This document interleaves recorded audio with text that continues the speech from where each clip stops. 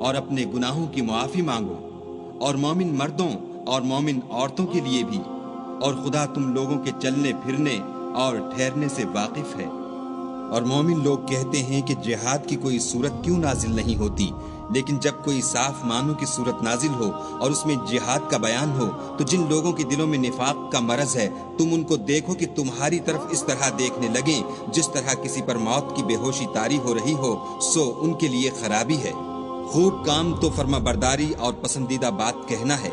پھر جب جہاد کی بات پختہ ہو گئی تو اگر یہ لوگ خدا سے سچے رہنا چاہتے تو ان کے لیے بہت اچھا ہوتا۔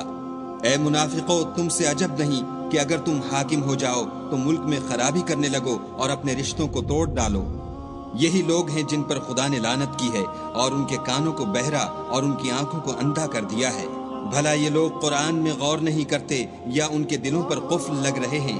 جو لوگ راہ ہدایت ظاہر ہونے کے بعد